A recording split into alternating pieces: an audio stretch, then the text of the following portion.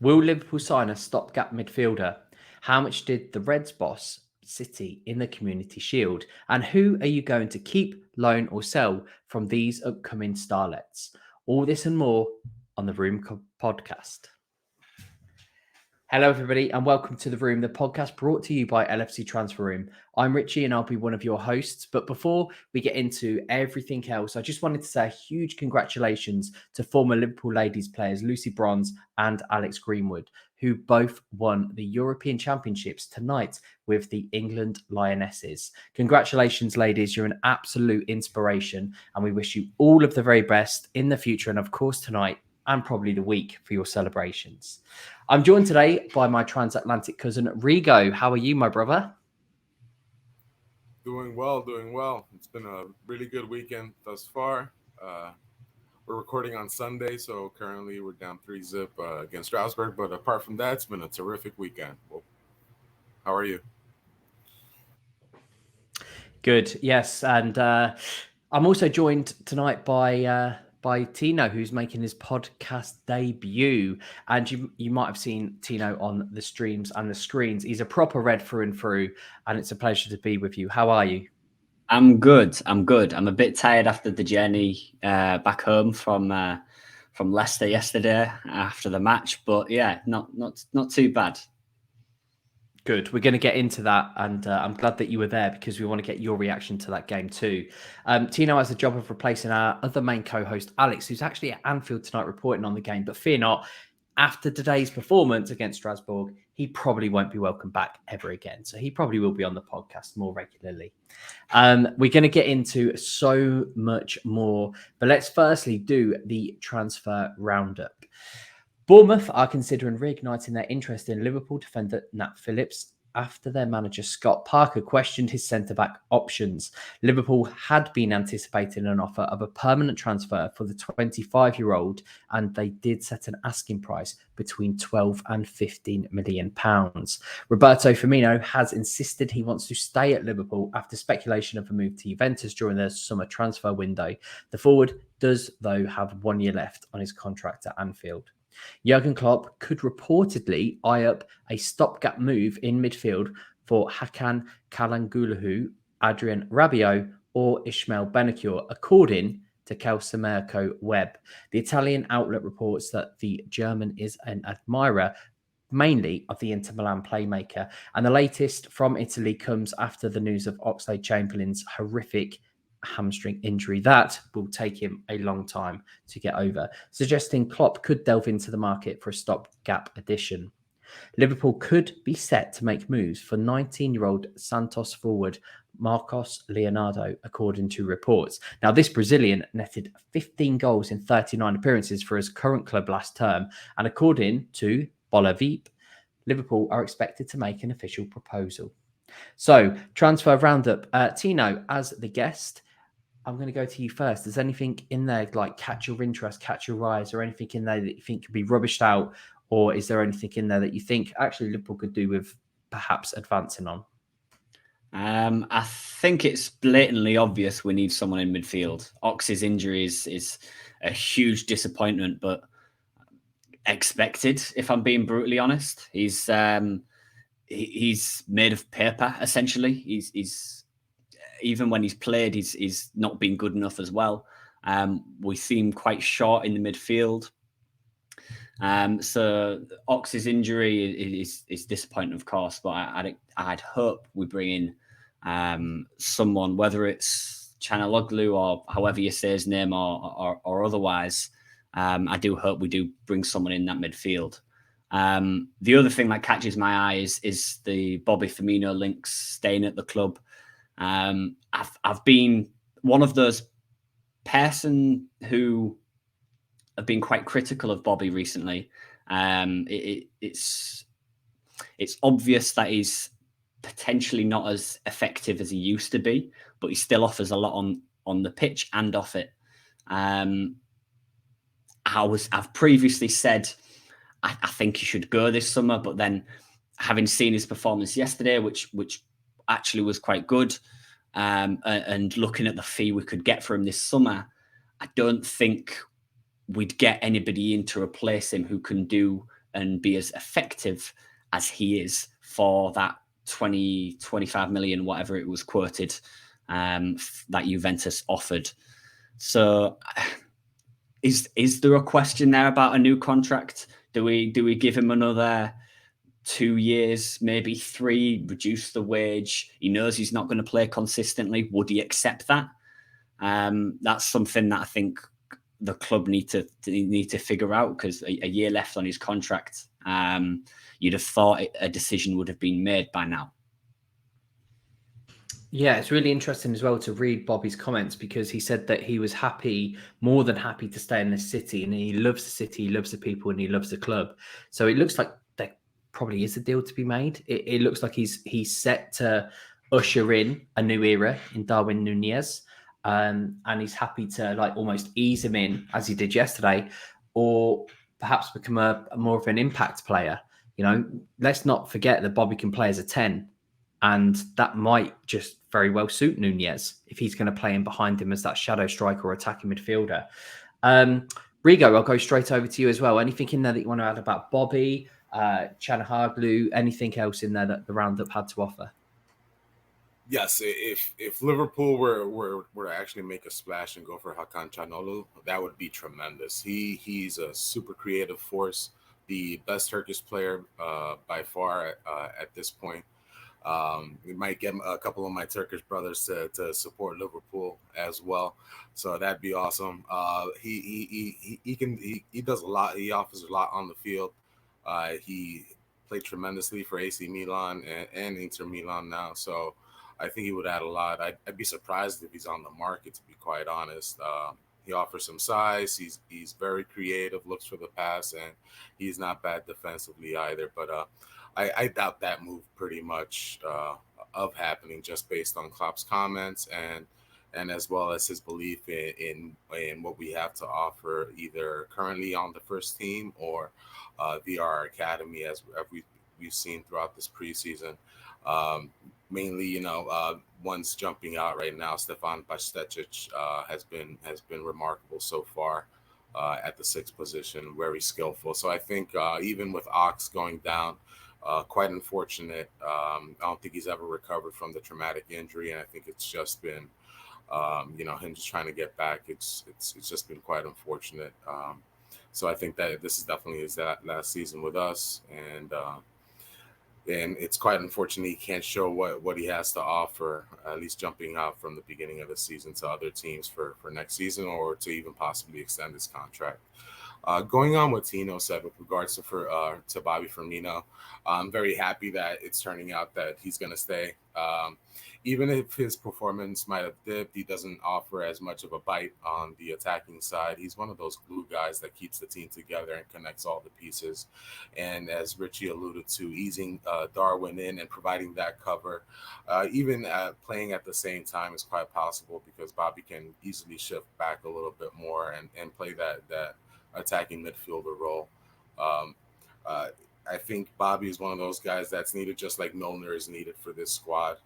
Unlike our rivals yesterday, who we beat in the Community Shield 3-1. I called the score. I didn't get the goal score is correct. I did call the score, but unlike our rivals, our players aren't looking to leave this squad. If anything, they're looking to extend their stay, as we've seen by the re-signings, including Gomez, my surname brother.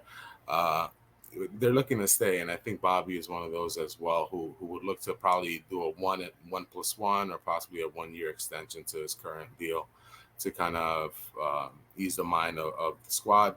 I know he's looking for game time, and I think he will get game time, just looking at the injuries that we have thus far, with Jota not being available. So I'm very happy with that news. So that's what's caught my eye. Bring on Çalhanoğlu if we can. I'd be quite happy with that, but otherwise, very happy with what we have.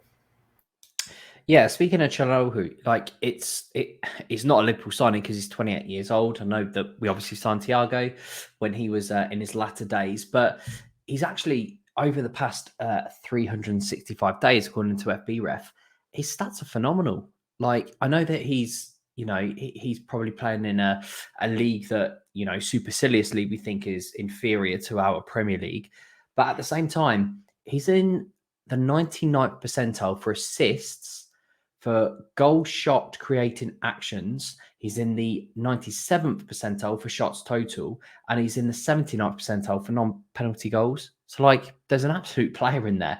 What would perhaps, maybe tar that reputation is the fact that he doesn't press. But again, this is a Klopp system. He would probably learn to press. He actually only presses in the 12th percentile, and he only actually tackles 1.5 tackles a game. But it's the way that people play. Okay, so like Liverpool would be demanding more of that. So you would expect to see those, presses and those tackles to naturally be boosted. I can't see it happening, if I'm completely honest. Basically because I think our midfield is stacked anyway. As I've mentioned on previous podcasts, Adrian Rabiot and Benacer, I also can't see really happening.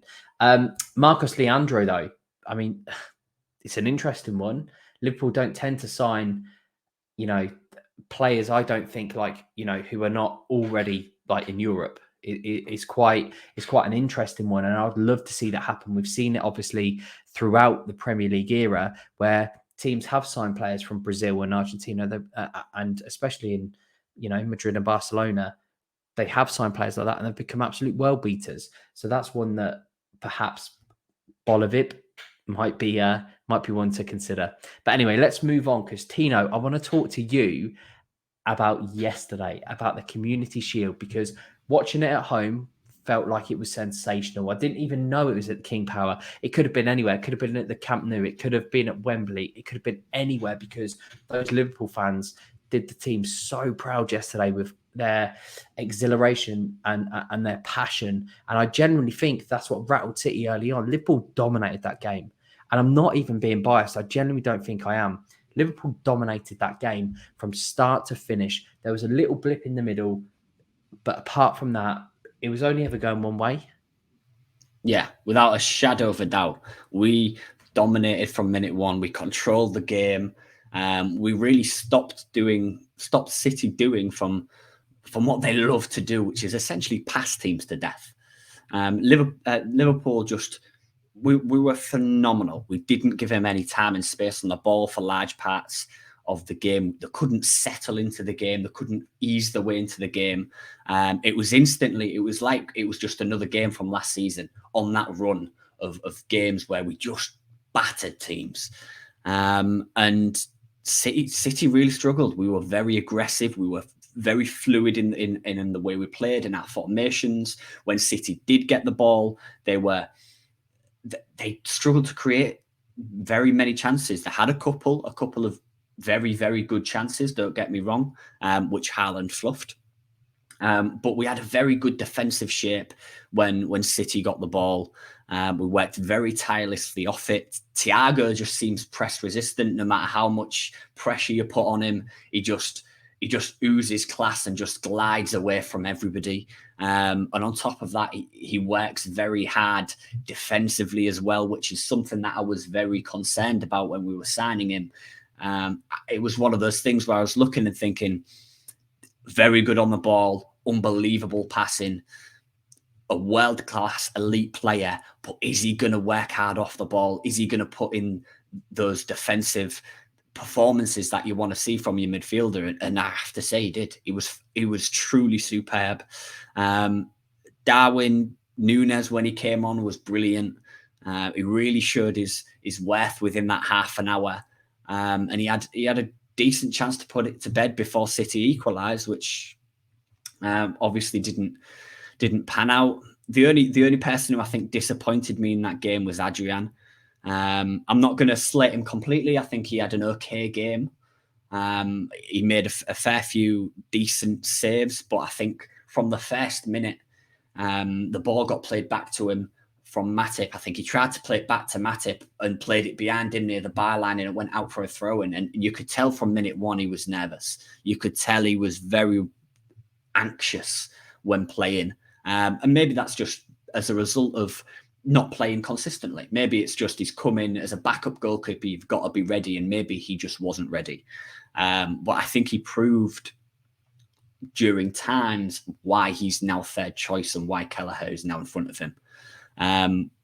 Obviously, hopefully, Alisson will be back for the Fulham game, and I won't have any worries or concerns.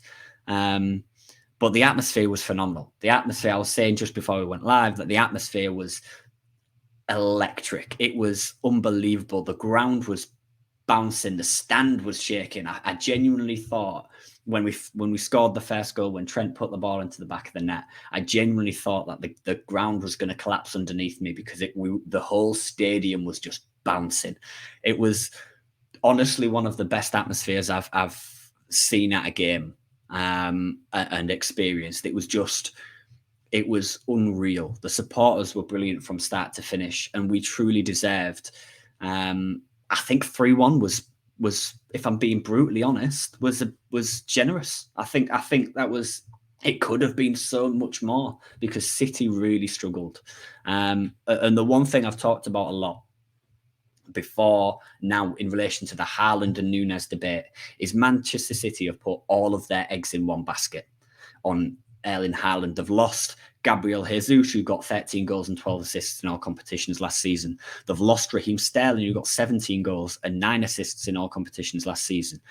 Considering his significant injury history, that's a lot of pressure to put on a guy. And don't get me wrong, his stats are phenomenal. 86 goals in 89 games for Dortmund in his Dortmund time, 20 and 21 for Norway at international level. His stats are phenomenal, but it's a lot of pressure to put on one guy to replace those two who were at times last season for City superb.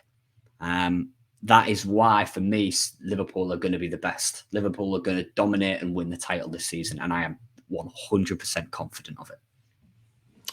Yeah, I think it's a really good point that you've made. I think there were several good points that you made, to be fair. But, I mean, listen, I'm not one to get on the back of Haaland because that boy, you can put out whatever you want. Yes, the miss at the end was a miss. That boy is still going to score 20-plus goals this season because he will have the chances to. And same as Nuñez. The only difference is that Nuñez doesn't have to do it straight away. It feels like Haaland has to do it straight away. Nuñez has the likes of Diaz, Firmino and Salah next to him. And let's not even talk about Jota when he comes back, who had one of the best finishing rates in the Premier League last season and the season before. So City have put a lot of eggs in one basket, especially if these Bernardo Silva rumours to Barcelona actually develop as well. Because as much as a rat he is, and I don't really like him, I think he's very disrespectful and the guard of honour, etc. But he's one hell of a player. And if they lose him, I don't see anybody in the world who could probably do what Bernardo Silva does, and that's run, assist, allow Kevin De Bruyne to be Kevin De Bruyne, and still score goals. So I think I don't know what's going on at City at the moment. I still think they probably are title favourites, but let's not beat about the bush. What you said yesterday, Darwin Nuñez was sensational. He came on, got the penalty, scored the winner. That did, put not for me, but like my prediction when I said 2-1 last week on the pod, it did on the 94th minute think, oh no, now he's handed the win to Rigo. But listen, I'm just so over the moon that those Liverpool fans, Tino, I'm just going to go over to you straight away because when I heard that Nuñez, I just thought that is so special for not only Nuñez, but for Carvalho to hear as well, because that's the club you're joining. As soon as Darwin Nuñez came on, those chants started because they saw the stick that he was getting from all of those trolls on Twitter who've never kicked a ball in their life. That is the support you're getting from this football club. And that is who will stand behind you every day, twice on Sundays. That's the team that you're playing for right now. And it was so special for him to be able to cap that debut off with a goal. I mean, how rapturous was it in the stadium when that third goal went in? Surely it was just like pure eruption. It was genuinely superb. I was like, everybody in the stand was just hugging each other. We were just screaming at the top of our lungs. And everybody was just running up. Literally, my entire row was just running around and hugging everybody. It was honestly phenomenal. It was one of the best atmospheres I've experienced at a Liverpool game. I know I've been very fortunate to go to some big games recently. But it it was unbelievable. The ground was shaking, the crowd, the atmosphere, the flares going off was just. I'm so grateful that I was there. I'm so grateful that I got to experience that. And I genuinely, it was surreal. It was such a surreal moment to experience as a supporter. And I really hope someone, anybody else that listens to it gets to experience what I experienced, because it was truly phenomenal for what is essentially being classed as a glorified friendly. It was like we were at Anfield. It genuinely was, because the City fans were quiet the entire game. They maybe popped up for about 5 minutes after they scored, but they were quiet the entire game. They were sat down on their seats, saying absolutely nothing the entire game. And it was so nice to see the looks on their faces when Salah got the goal, and then when Nuñez scored in the 94th minute. Wow, unbelievable.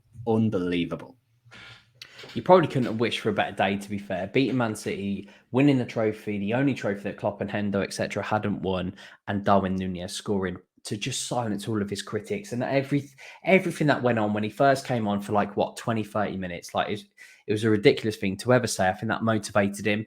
And for a Liverpool player, that's what you need, because Salah's had stick in the past, and so is Bobby, and so is Mane, and so is Henderson, and so is Keita, and so is Thiago, and so is Fabinho, and so is Robertson.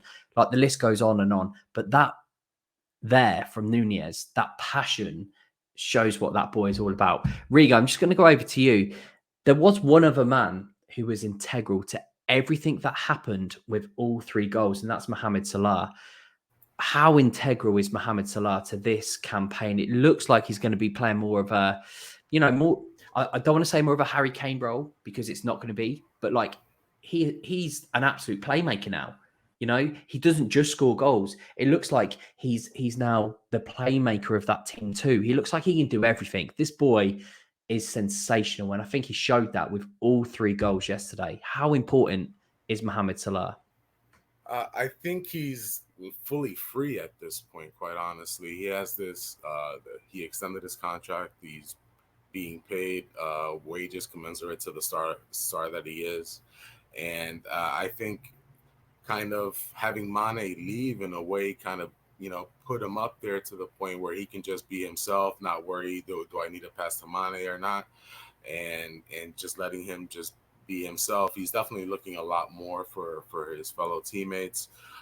He was our highest rated player according to SofaScore at 8.7. Successful on all 5 of his dribbles.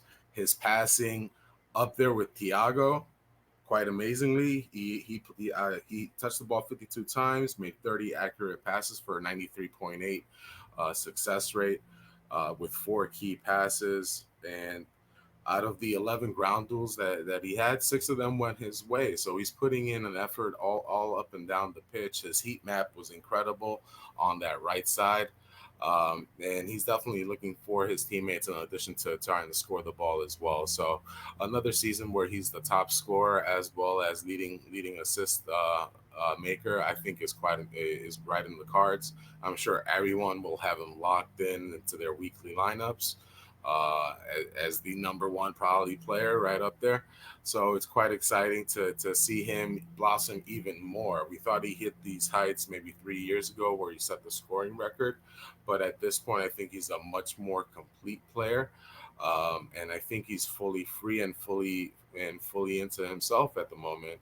And us as fans, selfishly, we can probably be a little on the happy side that Egypt didn't qualify for the World Cup, because that's one less tournament on his legs, extending his career, his mileage, and he can just concentrate fully on being the best player in the Premier League.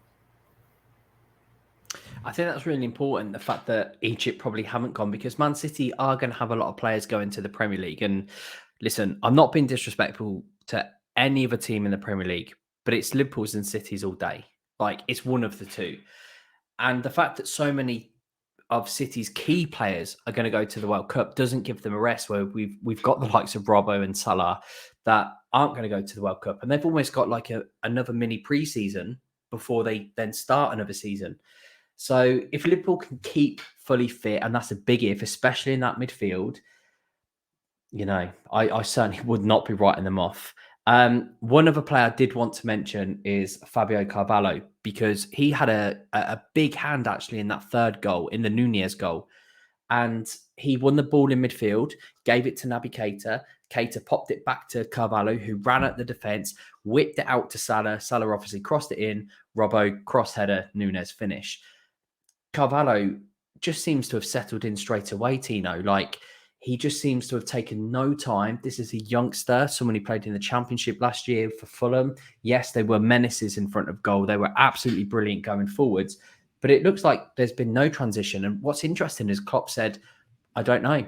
I don't know what to do with him, because I don't know where to play him, because I don't know where his best position is. Is that a help or is that a hindrance for Carvalho going forwards this season? I guess to a certain extent it's a help, because it's going to help him get more minutes on the pitch. It's going to allow Jurgen to really mould him into the player that he wants him to be. He was superb for Fulham last season. He was unbelievable. I was a bit surprised he didn't go back on loan to Fulham this year for the season in the Premier League. If they'd have guaranteed in game time, I think that's an option we should have potentially looked at. But it's really good that he's already getting minutes on the pitch, even though it is quote unquote glorified friendly. He seems to have settled in really well, and I think it goes to show how much game time and how much of an influence that he's going to get this season, because Jurgen clearly trusts him already. Bringing him on, even though it was very late on, bringing him on in what is a very, very big game, a huge game, one of the biggest of the season, irrespective of what competition it's in, against the team that we are going to be battling week in, week out for Champions League, domestic trophies as well. It's a huge game to bring him on in, even if we are winning. So I think it really goes to show how much Jurgen trusts him and how much he's going to play this season. I don't know if he's played today. I don't know how he's done. I haven't had a chance to watch the game today, but he looked like a frightening player in the Championship. So if he can even get 10% of what he achieved in the Championship at this Liverpool side this season, we've got a frightening player on our hands. Okay, let's move on then, because we even said last week, Rigo, you and I, that is it a glorified friendly? We don't know, but now we know it's obviously the biggest competition in the world, and Liverpool have just won it. So, we're really glad, because we did say that last week on the pod. We're going to move on to our next segment, which is keep, loan, or sell. And I said it's going to be a really tricky one this week. So you have to keep one player, loan one player, and obviously sell one player. It's going to be difficult. Your choices are, and Tino, you get to go first as the guest: Tyler Morton, I'm not going to butcher it, Stefan Bajcetic, or Cade Gordon. So Morton, Bajcetic, Gordon. I know I said it was hard. I went really harsh this week. Keep, loan, sell. Oofed. I like Morton, but I rate Stefan. I'm not even going to attempt to say his last name. I rate Stefan and Cade Gordon above him, so I'd sell Tyler Morton. I would learn. Oh, this is really tough. I would learn Cade Gordon, because I don't think he's had enough experience yet in and around the first team and in the academy. I think he still needs to develop and learn. And I think, although he's young and he's shown when he's played and in the academy he's done well, I still think he needs to develop. And there's already a number of different options in the forward line that are in his place. So if we keep him, he's not really going to play a lot. And then Stefan I'd keep, because I think if he continues down this path, He's the alternative to Fabinho. You looked at the game, one of the Red Bull sides, I couldn't tell you which one. He won the ball high, he pressed high, which is a key aspect of what Jurgen likes his DM to do, to press high, to win it high up, so he can, as an attacking outlet, we can have a bigger chance of having a bigger impact on that game with that attack. He won it high, he played the ball off right. He's looked very composed and calm on the ball throughout his time in pre-season so far. So I think that's what I'd do. Tyler Morton's going, unfortunately.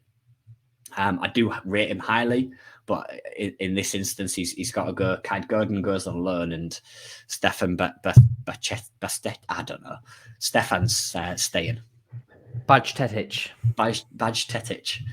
There you go. I asked Rigo earlier. He's the king of pronunciation, mate. So yeah, Rigo knows. I asked him earlier pre-pod. Okay, Rigo, over to you. I would actually go with same three selections there. Morton, I think, while he's done an admirable job while filling in last season, I don't foresee him as a starter for Liverpool or as a possible game winner, game changer. So I'd sell him. I'd loan out Cade Gordon, get that experience, get those minutes in, being a creative outlet there on the right side. Try and replicate from Salah as much as possible while out on loan, and hopefully set himself to be the future heir apparent. So definitely I'd loan him out, and to keep, I'd keep on Stefan Bajcetic. Definitely he's from Spain with Serbian roots, played for Celta Vigo, which is one of the Galician teams I root for. My mother's from Galicia, so right there's a connection there. Another Spaniard on the squad. And from what we've seen this preseason, he's very skillful with the ball. He's not afraid of holding on to it, drawing defenders in, and then opening up space for these other teammates. He seems very calm. As Tino mentioned earlier, his pressing against RB Leipzig led to the Elliott assist, which led to Nuñez's goal. So him knowing where to be and picking up all those skills needed from Fabinho being on the first team squad, I definitely keep him. We need cover at that position.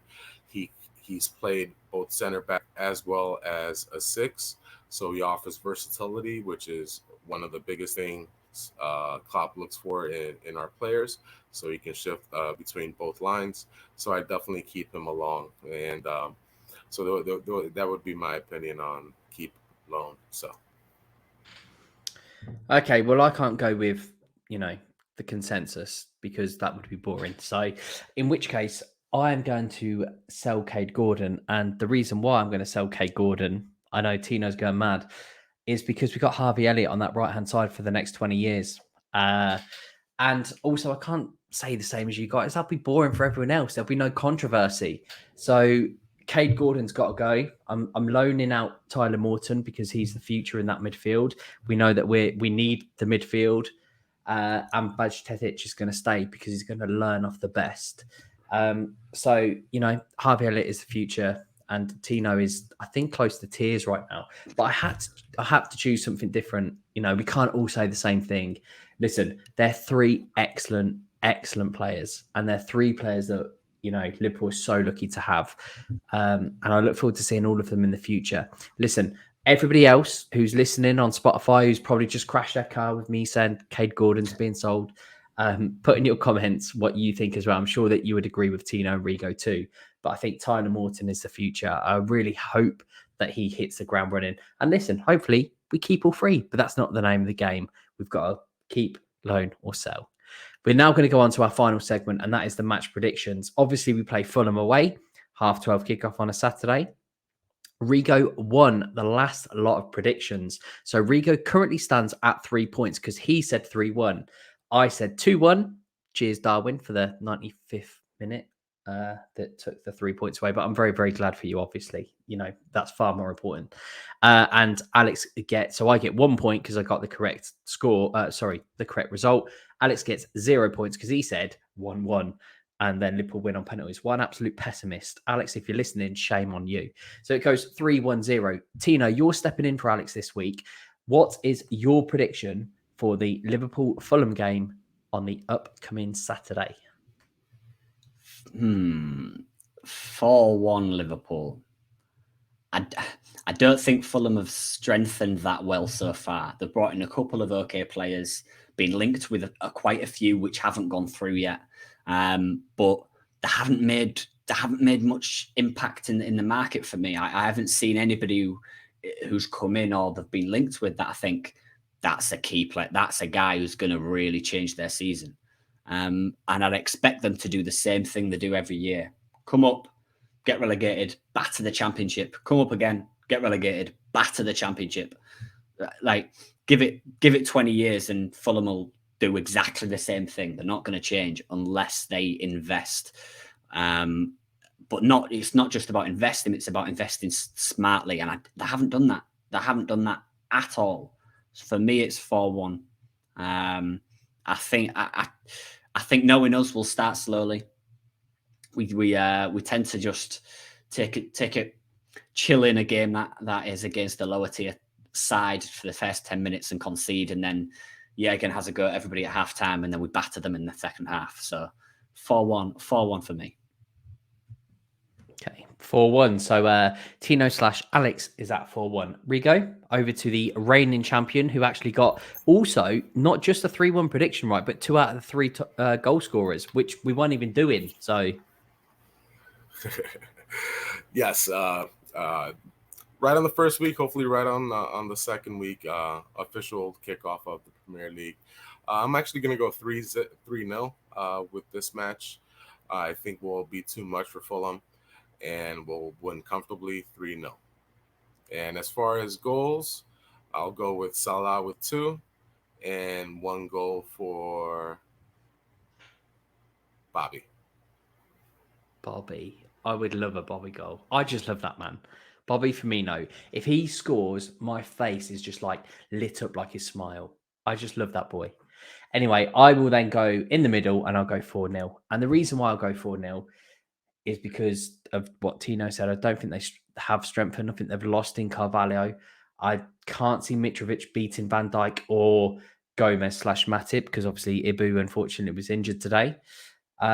I just think we'd have too much, and I could see us getting out of the blocks early because Liverpool want to set a precedent. This is our league. This is our title. We're sick of losing by a point, and this is our time right now. So I'm going to go 4-0. I'm at Stag Do actually in Newcastle, ironically. So I'll be watching in the Toon, and I'll be cheering on whilst also getting glassed by lots of angry Geordies, no doubt. So there we go. But listen, thank you everybody for joining us on this podcast. Thank you so much for everything that you do for us, for all of the 5-star ratings, for all the comments in YouTube, and for everything that you've made us become. We thank you from the bottom of our hearts. I've been Richie, Tino, and Rigo. Thank you so much. As always, we'll see you next week. Up the Reds.